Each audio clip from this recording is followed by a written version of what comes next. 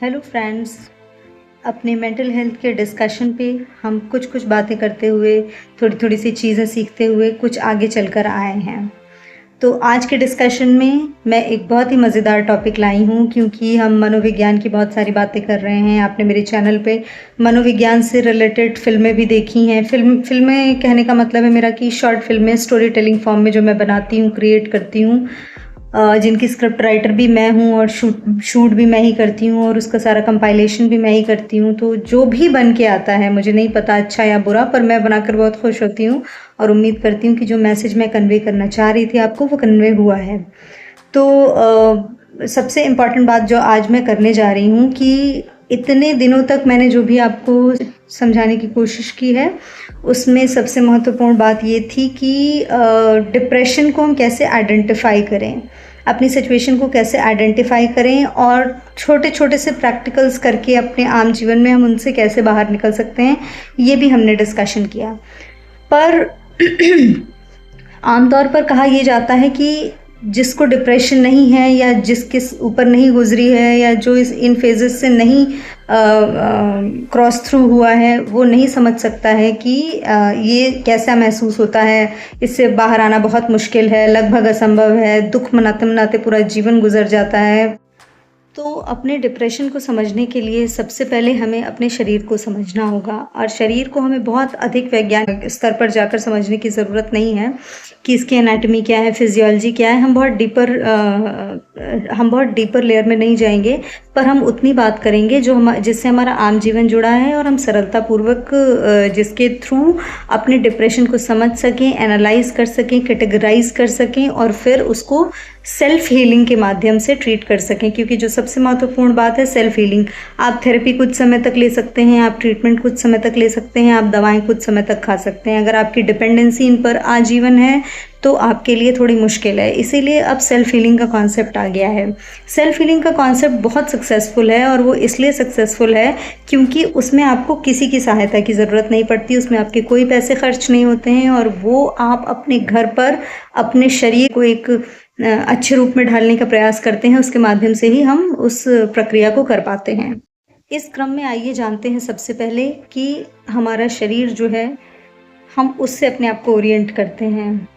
हम पृथ्वी पर रहते हैं, ये हम सभी जानते हैं, और हमारा एक स्पेस है जो हमें चारों तरफ दिखाई पड़ता है। हम सरल भाषा में, बहुत सरल भाषा में समझते हैं कि हम अपने घर में रहते हैं, अपने शहर में रहते हैं या अपने देश में रहते हैं, जिसको हमारा ब्रेन ओरिएंट करता है कि हाँ, हमारी ये पोजीशन है, हम यहाँ रहते हैं, ये हमारी जगह है। दूसरा, जिस काल में हम रह रहे होते हैं, यानी कि जो समय हमारे सराउंडिंग में चल रहा होता है। हमें पता है कि हमारा कुछ पिछला था, हमें पता है कि ये प्रेजेंट है, और हमें ये भी पता है कि हमारा कुछ अगला है। तो जब हम डिप्रेशन की बात करते हैं तो हम वो सोचते हैं कि हमारे साथ पहले क्या क्या हुआ है और इस समय उसका प्रभाव क्या है, और आगे मेरी ज़िंदगी क्या ऐसी ही चलेगी। इस तरह की बातें हम सोचते रहते हैं। हम ये भी सोचते हैं कि हमने किसी के साथ क्या किया था जो हमारे साथ ऐसा हुआ, और इस तरह की बहुत सारी बातें सोचकर हम एक गहरे दुख में अपने आप को बांधे रहते हैं। अगर मैं आपसे ये पूछूं कि समय क्या है, तो क्या आप इसका उत्तर मुझे दे पाएंगे? आपके पास बहुत सारे उत्तर होंगे, पर आइए आज हम इसको नए तरीके से देखते हैं। जब हम एक बहुत कॉमन सी चीज़ की बात करते हैं कि आपने देखा होगा कैमरा, जैसे फिल्में शूट होती हैं, वीडियोस बनती हैं, सबके मोबाइल में कैमरा है, और अब लोग कहते हैं कि अच्छे कैमरे वाला फ़ोन ही चाहिए क्योंकि हमें बहुत सारे मोमेंट्स कैप्चर करने होते हैं।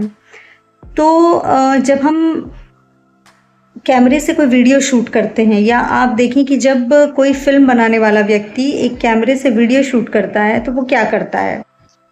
तो मैं पहले भी बता चुकी हूँ कि फ़िल्में हमारे जीवन में बहुत महत्वपूर्ण एक रोल प्ले करती हैं, और हमें क्यों फ़िल्में देखनी चाहिए, क्यों अच्छी फ़िल्में देखनी चाहिए, और कोई भी फ़िल्म अच्छी या बुरी हम कैसे डिसाइड करते हैं, ये सब चीज़ें हम धीरे धीरे इन पर चर्चा भी करेंगे, और कुछ टॉपिक्स पे हम कर भी चुके हैं। तो हमें जब जीवन को समझना है उसका सबसे बेस्ट जो मीडियम है वो फ़िल्में हैं हमारी, जो हमारी हिंदी फ़िल्में बन रही होती हैं। हर भाषा की फ़िल्मों में कुछ ना कुछ नया होता है, पर क्योंकि हम हिंदी बोलने, समझने और सुनने वाले लोग हैं, तो हम अपनी हिंदी फ़िल्मों की बात करेंगे। अगर मैं आपसे ये पूछूं कि समय क्या है, तो आप या तो फ़िलॉसफ़ी के लिहाज से जवाब देंगे या फिर आप फ़िज़िक्स के लिहाज से जवाब देंगे। दोनों ही जवाब सही हैं, दोनों ही तरीके सही हैं, लेकिन मैं आज आपको फ़िल्मी कैमरे के माध्यम से बताती हूँ कि आपको समय को कैसे ओरिएंट करना है। जब आप समय को ओरिएंट करेंगे, तब आप अपनी बॉडी को ओरिएंट करेंगे, तब आप अपनी चेतना को ओरिएंट करेंगे और फिर हम बात करेंगे डिप्रेशन से बाहर आने के लिए सेल्फ हीलिंग का क्या उपयोग है।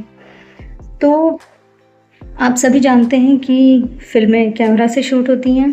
कैमरा चाहे वो मोबाइल का हो या फिर एक इंडिविजुअल कैमरे की बात हम करें, तो ऐसा माना जाता है साइंटिफिकली कि अगर हमारे कैमरे में 24 फ्रेम पर सेकंड की सेटिंग है, तो वो हमें फ़िल्म के पर्दे पर बहुत अच्छा दिखाई पड़ता है।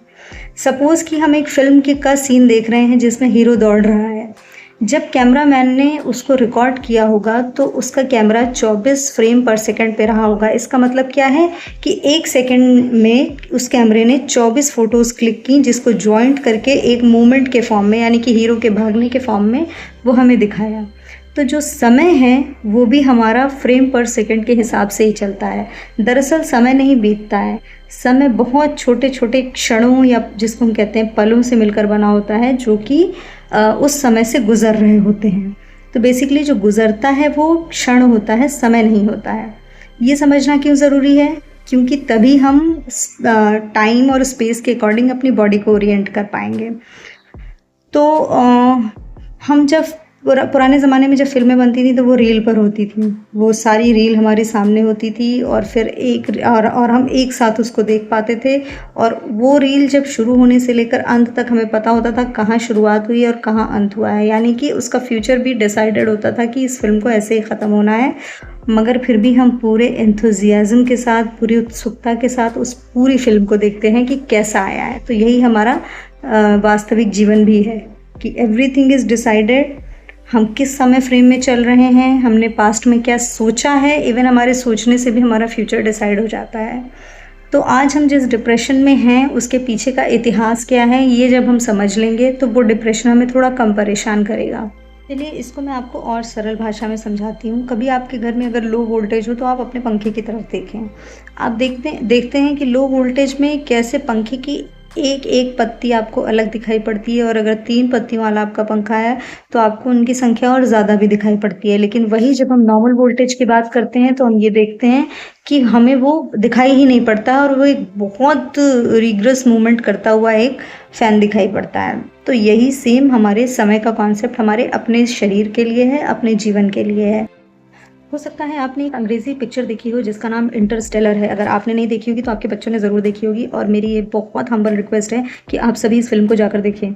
आप देखेंगे कि जिसको हम कहते हैं कि हमारा अतीत है, बीत गया है, अच्छा था, बुरा था, या वर्तमान की चिंता करो, हमें वर्तमान में रहना चाहिए, या फिर हम जो कहते हैं कि हमें फ्यूचर के बारे में सोचना चाहिए। फ्यूचर को कोई देख नहीं सकता, कोई कुछ कर नहीं सकता, उस पर हमारा कंट्रोल नहीं है, पास्ट को हम चेंज नहीं कर सकते हैं। ये सब हमारे ह्यूमन कॉन्सेप्ट हैं, क्योंकि हम एक बायोलॉजिकल ऑर्गेनिज्म हैं और हमें अपने आसपास की चीज़ें थोड़ी सी ऑर्गेनाइज करनी पड़ती हैं अपने जीवन को गुजारने के लिए। लेकिन जो समय होता है वो इटसेल्फ जो एक एंटिटी है, वो ना पास्ट में बिलीव करता है और ना ही फ्यूचर में बिलीव करता है, क्योंकि वो जानता है कि सब कुछ एक साथ घटित हो रहा है। ये बात आपको थोड़ी सी मुश्किल लग सकती है समझने में, तो इसलिए मैं आपको रिकमेंड कर रही हूँ आप एक बार इंटरस्टेलर मूवी को ज़रूर देखें। आप कहाँ रह रहे हैं, कैसे रह रहे हैं, आपके शरीर का समय के साथ, आपके शरीर का आपकी चेतना के साथ, आपके शरीर और आपकी चेतना का आपके सराउंडिंग जो ब्रह्मांड है, जो यूनिवर्स है, उसके साथ क्या संबंध है, आपकी एनर्जीज़ कैसे काम करती हैं, ये सब कुछ चीज़ें आपको उससे समझ में आएंगी, जिससे आपको अपने आप को समझने में बहुत मदद मिलेगी। 1000 साल पहले एक बहुत बड़े फ़िलासफ़र हुए जिनका नाम हर्मीज़ मेजिस्टस था। उन्होंने एक लूप थियरी दी थी, और उन्होंने एक कोट दिया था जिसको मैं आपको पढ़कर सुनाती हूँ। उन्होंने बताया था कि the world is as above so be below, as below so above, meaning the world is a hologram और a matrix that is reflected in the mirror. यानी कि जो दुनिया है वो उसका जो स्ट्रक्चर है वो ऐसा है कि वो एक लूप की तरह है। जो आप इसको देते हैं वही आपको देता है। अगर आप अब आप ऐसे इमेजिन करें कि आप एक मिरर के सामने खड़े हैं। अगर आप उस मिरर में देखकर मुस्कुरा रहे हैं तो ही उस मिरर में आपकी जो इमेज बन रही है वो मुस्कुराएगी। यानी कि आपने जो उस मिरर को दिया वो मिरर आपको रिटर्न में दे रहा है। तो इसका मतलब ये है कि जैसे हम कहते हैं ना कि अच्छा सोचना चाहिए, पॉजिटिव सोचना चाहिए, अच्छा बोलना चाहिए हमेशा, क्यों? क्योंकि आप जो एनर्जीज़ अपने सराउंडिंग में ट्रांसफ़र करते हैं वही लौट कर आपके पास आती है, डिपेंडिंग ऑन कि आपकी ऊर्जा कितनी पवित्र और कितनी ऊँचे स्तर की है। ऊँचे स्तर से मेरा मतलब है कि कितनी उसमें प्योरिटी और पावर है। तो वो आपको कॉन्शियसनेस के थ्रू डेवलप करनी पड़ेगी। कॉन्शियसनेस भी क्या है? आप और आपकी चेतना अलग नहीं है। अगर आप उसको अलग समझेंगे तो आप डिप्रेशन में रहेंगे, आप हैंडल नहीं कर पाएँगे, आप सिचुएशन से प्रभावित हो जाएँगे और अपने आप को बदलना आपके लिए कठिन हो जाएगा। अब हम इसको थोड़ा और पीछे से शुरू करते हैं। जब हमें बचपन में एक सीधी रेखा खींचनी सिखाई जाती है, तो कहा जाता है कि ये वन डायमेंशन है। फिर हमें एक रेखा ऊपर की ओर और एक वर्टिकल खींचनी सिखाई गई। फिर हमने कहा ये एक्स और वाई एक्सिस है, यानी कि 2 डायमेंशन है, जिसमें इंसान सीधा खड़ा हुआ, दाएं-बाएं, आगे-पीछे उसके डायरेक्शंस ओरिएंट हुए। फिर हमारा एक और एक्सिस आया जिसमें लेंथ और हाइट के साथ में ब्रेथ भी डिसाइड हुई, यानी कि चौड़ाई भी वस्तुओं की मापी गई। तो हमने कहा कि चीज़ें 3D में हैं। लेकिन क्या हम जानते हैं कि ह्यूमन बॉडी को हील तब तक नहीं किया जा सकता जब तक कि हम 4th डायमेंशन में एंटर ना करें। तो ये 4th डायमेंशन क्या है? ये जो हम टाइम की बात इतनी देर से कर रहे हैं, समय की बात कर रहे हैं, ये 4th डायमेंशन है।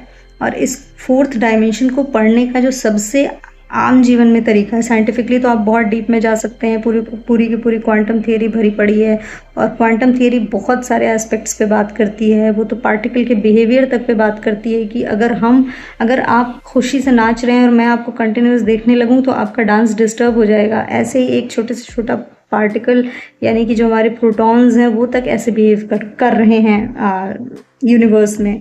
तो वो थियरी तो एक बहुत बड़ी बात है, लेकिन जो एक सिंपल थियरी मैं आपको बताऊं, वो आपकी फ़िल्में हैं। जब हम थिएटर में फ़िल्म देखने के लिए जाते हैं तो हमें कई बार पता होता है कि उसका एंड क्या होगा, या हमें हमारे फ्रेंड ने बताया होता है कि उसमें ऐसा-ऐसा है, या हमने ट्रेलर में जाना होता है कि ये सीन्स होंगे।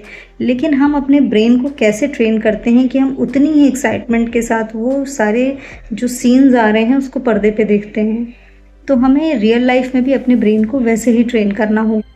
जैसे जब हम डिप्रेस होते हैं तो हम क्या कहते हैं कि भगवान मैंने ऐसा क्या किया था जो मेरे साथ ऐसा हुआ, या भगवान आप मेरे साथ ऐसा क्यों कर रहे हैं, या भगवान मैं कब अच्छी होंगी। आप यकीन जानिए, भगवान आपके साथ कुछ भी नहीं कर रहे हैं, क्योंकि भगवान का तो हमने एक इमेजिनेशन जो बनाया है वो अपने इंसानों की जैसे ही बना लिया है। लेकिन असल में जो हम भगवान की बात करते हैं वो एक बहुत विशाल ऊर्जा का स्रोत है, और वो आपको वही दे रहे हैं जो आप सोच रहे हैं। आप जैसी एनर्जी उनको दे रहे हैं, उनके पास से वैसी ही हील करने वाली एनर्जी आपके पास आ रही है। तो आप इस बात को समझें कि आप ही अपने साथ जो कर रहे हैं, अच्छा बुरा, डिप्रेस, सप्रेस, या अपने आप को successful, that is all in your mind. जो सेल्फ हीलिंग का कॉन्सेप्ट है वो इसी पर वर्क करता है कि जो सारी एनर्जीज़ हैं वो आपके अपने अंदर है। आप कॉन्शियस नहीं हो, बल्कि कॉन्शियसनेस ही आप हैं, और ईश्वर भी आपके भीतर ही रहता है।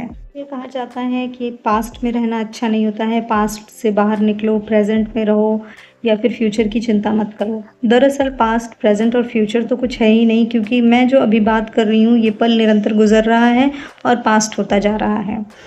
तो जब टाइम, स्पेस और आपकी कॉन्शियसनेस तीनों एक साथ कोलैप्स करती है तो फिर शुरू होती है आपकी सेल्फ हीलिंग की जर्नी, यानी कि अपने आप से स्वयं जीतने की, अपनी समस्याओं को स्वयं हल करने की, अपने दिमाग को एक दूसरे लेवल पे ले जाके उसको अपनी परेशानियों के साथ डील करने की, उनको हैंडल करने की आपकी यात्रा शुरू होती है।